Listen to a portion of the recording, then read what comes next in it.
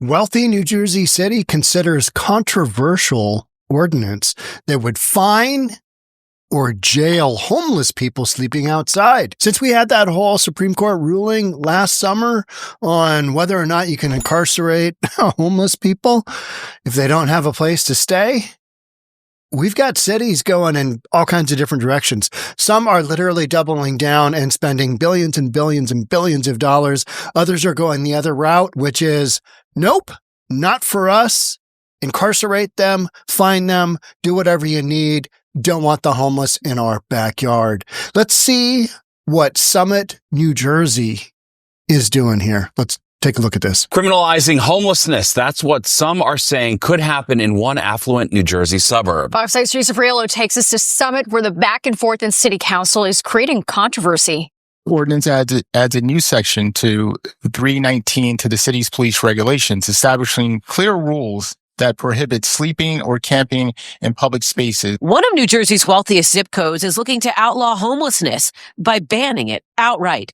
The measure first mentioned at Tuesday's city council meeting. The purpose is to preserve the safe and accessible use of public property. As a homeless crisis goes, Summit is not dealing with excessive homelessness.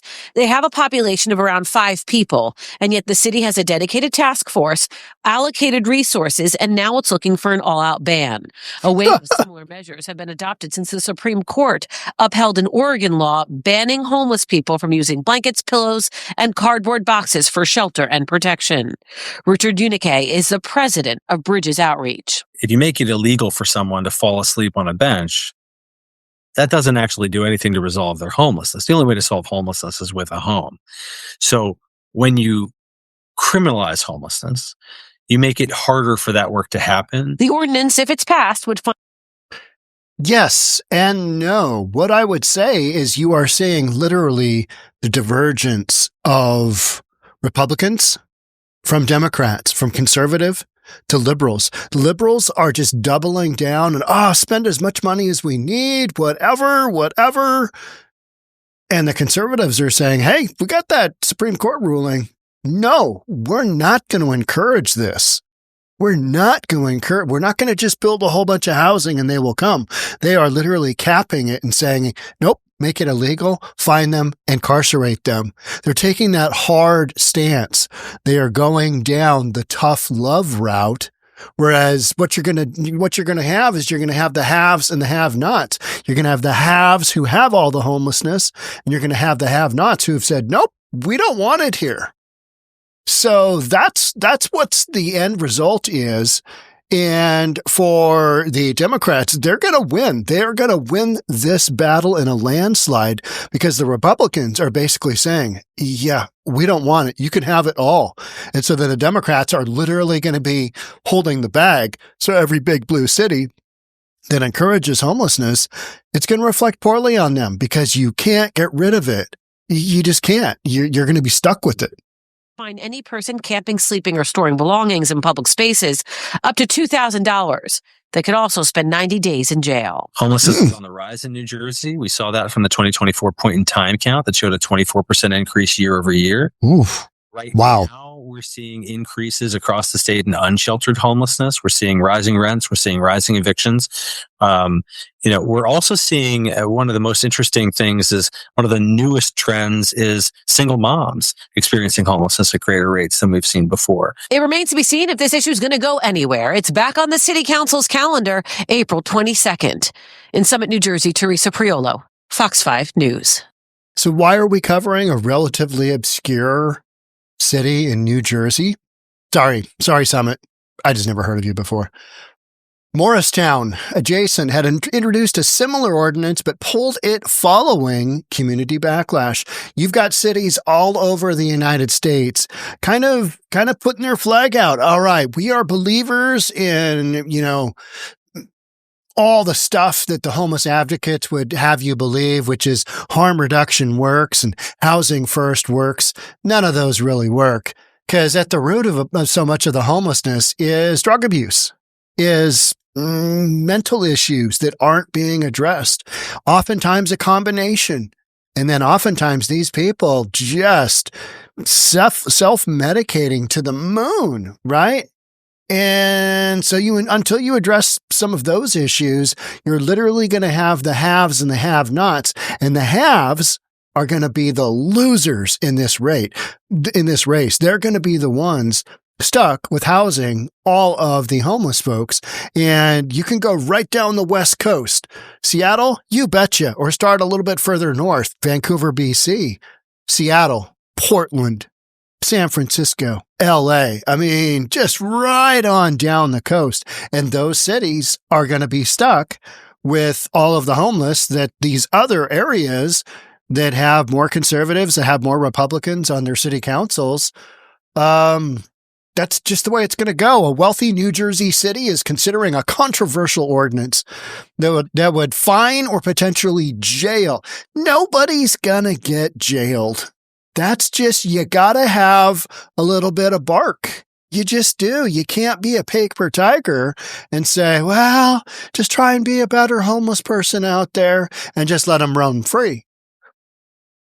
Summit Councilman Jamal Boyer, a Republican, introduced the ordinance Tuesday at a Summit Common Council meeting, saying its purpose is to preserve the safe and accessible use of public property for all residents, pedestrians, and businesses. What? That's pure insanity. Open public areas, preserve the safe and accessible use of public property for all residents, pedestrians, and businesses. I mean, that just sounds reasonable. That sounds like something you shouldn't have to say out loud. But try walking some of the sidewalks in downtown Seattle. Try walking some of the sidewalks in Ballard. Try walking some of the sidewalks in Soto in downtown Seattle. Try walking, multiple areas all over Portland. San Francisco. Go to the Tenderloin. See how that works out. See how they're preserving the safe and accessible use of public property. That is what cities like Summit here, they are basically preserving. Hey, we don't want to have nut jobs running all over, whacked out of their mind on drugs, bashing windows out of our buses. We don't want to have restaurants that have been broken into 23 times inside of 4 years. That's a storyline in Seattle. 23 times a restaurant. 23 times. At what point in time do you just go, F this, let's close this bad boy down? And there is a lot of that going on right now. The ordinance in Summit would prohibit unhoused individuals from camping in public areas such as city streets, sidewalks, alleyways, parks, bus shelters, athletic courts, and benches. What does that leave? Does that leave much? I don't think so. You got the parks in there. I mean, that's usually where they're going. Man, where was it? It was West Kinnear Park.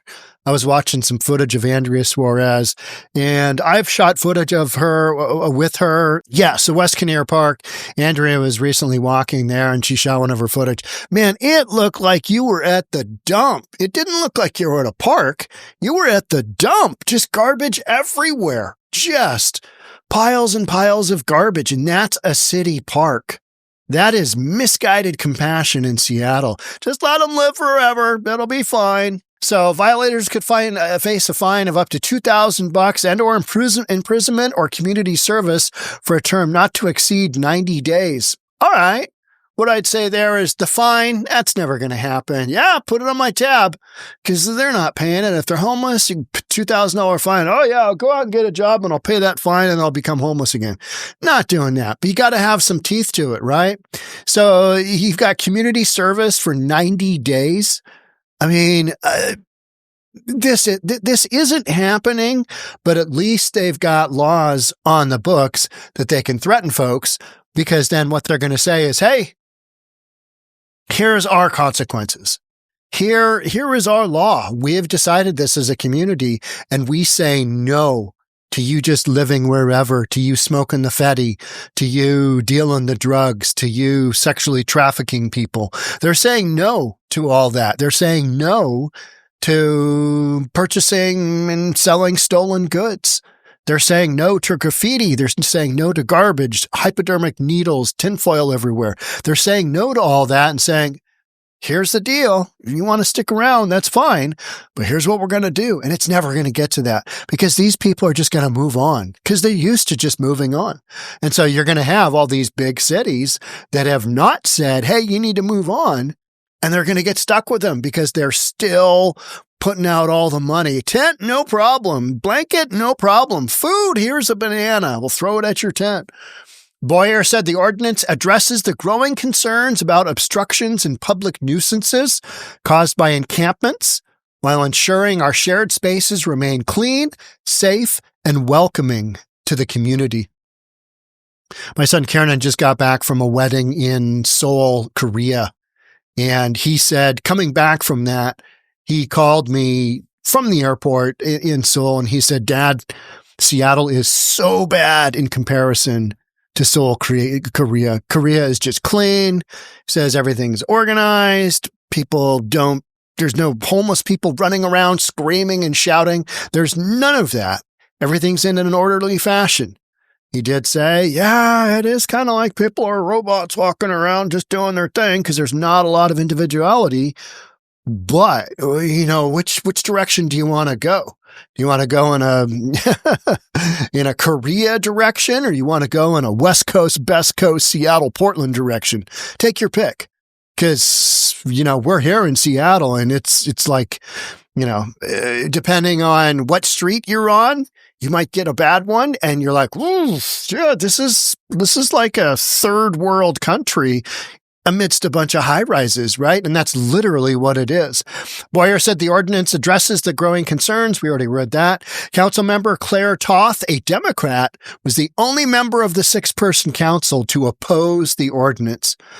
Misguided compassion. I think we can really help these people out.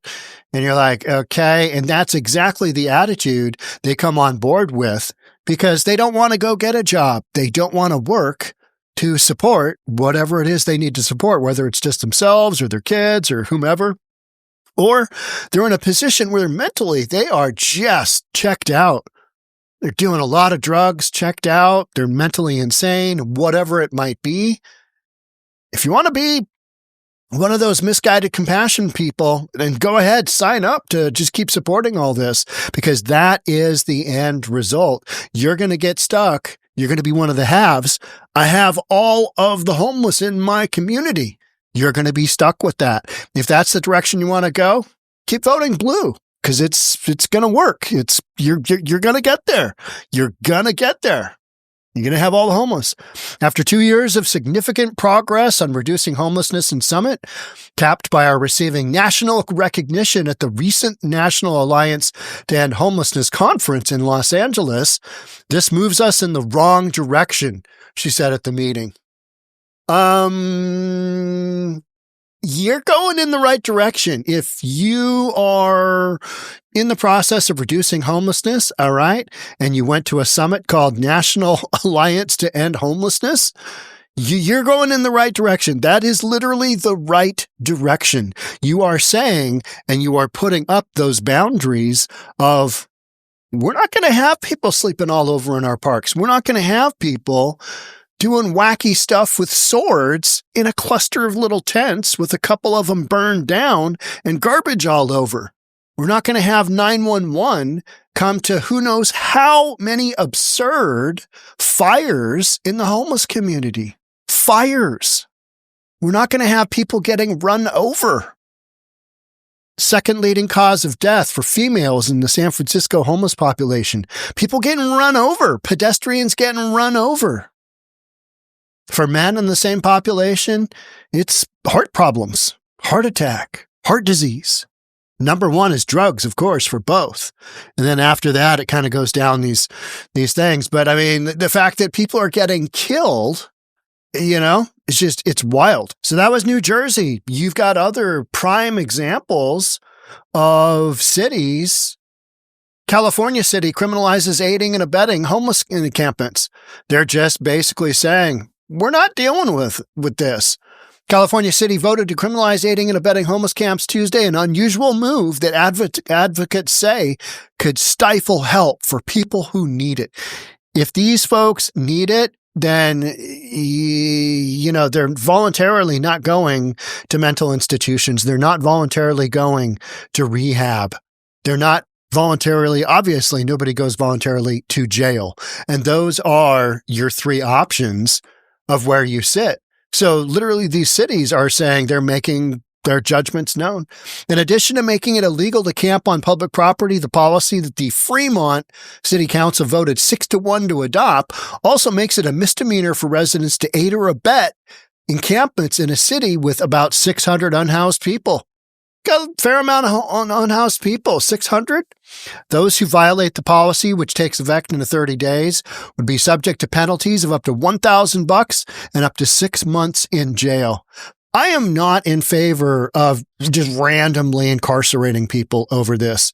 But at some point in time, you got to draw that line in the sand and say, these are our boundaries. Here's what we will accept. And that's what these cities are saying is they don't want their parks to become like Seattle parks like West Kinnear Park. Horrific. I mean, just nasty and gnarly. And that's your city park. They don't want to go that direction. I don't blame the Fremont City Council for not wanting to go in that direction. You've got LA, nearby LA, right? I mean, you've got San Francisco, you've got Oakland, some poster children for how not to handle your homeless population. What's unclear, however, is exactly what falls under the aiding and abetting umbrella, with experts saying it could criminalize any humanitarian aid to unhoused people, including by service providers, churches distributing food, and street medicine teams. Okay. So it could. You got to have those boundaries. You got to draw the line there somewhere. Yes, granted, you've got people within the community that are going to, they're going to fall into homelessness from domestic violence. You're going to have people falling into it that just, are just down for that 1 month and then they're going to get back up on their feet. At least that's always the story. How many of the folks that are in perpetual homelessness have those factors on their side? Very, very few. In fact, the ones that I see that I've, come to kind of recognize watching the same Andrea Suarez We Heart Seattle video. And I'm like, she called out the name of two people that, she was doing a tent check while she's walking through West Kinnear Park. And I'm like, good Lord, I know the names of those two people. They're still there in that tent.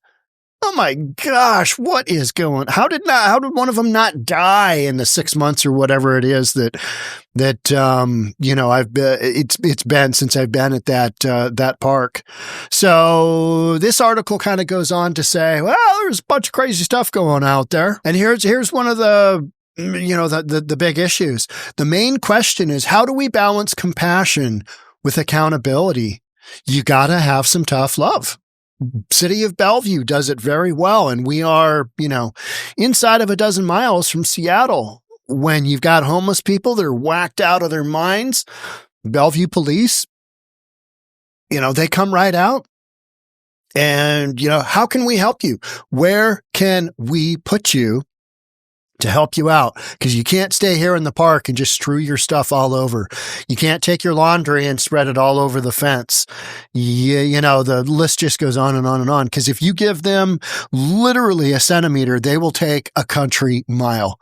Because that's how it works. They're out of their minds. So this normal having compassion for people, there's got to be accountability. And most of these folks don't have any ability to deal with accountability. So you got to jail them or you got to get them some help. That's one way you deal with it. And then what you're going to do is you're going to take all these cities that have very little in the way of resources for helping these people out because they're not funding it. They're not, rolling bonds out. Let's help our homeless population. They're not going down those roads. And as a result, they won't have the resources. So who does? Some big blue liberal city. Oh, yeah, we'll take them. Build it and they will come. Weird. How did we get to have how did the state of California get to have the highest homeless population in the nation with close to a half of the homeless in all of the United States in California? How did they get there? Build it and they will come. They did collectively. You start in Northern California, work your way all the way down to San Diego. All those cities have just been, oh, we're so compassionate towards our homeless population. Yeah, and look what that got you. You get a big participation ribbon. Nice going, guys. That's where you sit. The new policy comes after about 7 months after the Supreme Court ruled that banning camping on public property does not constitute cruel and unusual punishment. That was the Grants Pass versus Johnson decision. Over 150 cities across the U.S. have passed laws banning homeless people from sleeping in public places, even though there is no shelter or housing available. They just basically said, we're taking we're drawing that line in the sand and we're going with it. And this is what we believe is best for our population. So until you start to bring in that, massive population, homeless population, there's typically very few people who really fall into those categories, or has been. But since we've emptied out the mental institutions and since getting people into treatment, it's super expensive. You got a whole bunch of doctors, you got psychiatrists, you've got the housing component, you've got the food component. I mean, they're expensive. $30,000 for 30 days. They call them 30-day wonders. And people go to them for 30 days and then they wonder, how is this going to help me? Because it doesn't really get at the root of their addiction. It just dries them out for 30 days, maybe a little detox. So you got $30K for 30-day wonder. Yeah, and that's for people who want to get sober. Most of these folks living in homeless encampments do not want to get sober. It's a total lie when, a reporter comes up to them and puts the, microphone in front of them. Do you want housing? If you had housing and you could take it, would you take it? Of course they're going to say yes. But when the rubber hits the road, these folks do not want housing. They do not want housing. They will take a tiny home where they can continue doing their drugs. But if you put them into some kind of congregate shelter, they're like, no, I'll stay in my tent out here on your sidewalk. Thank you very little. And so that's where you've got all these other cities saying, no, we've got the right to say no. And that's what we're going to do. While we can't say for sure if the Fremont law resulted from the Grants Pass ruling, it applies the same backwards, ineffective, and harmful approach inherent in these laws, said Jesse Rabinowitz.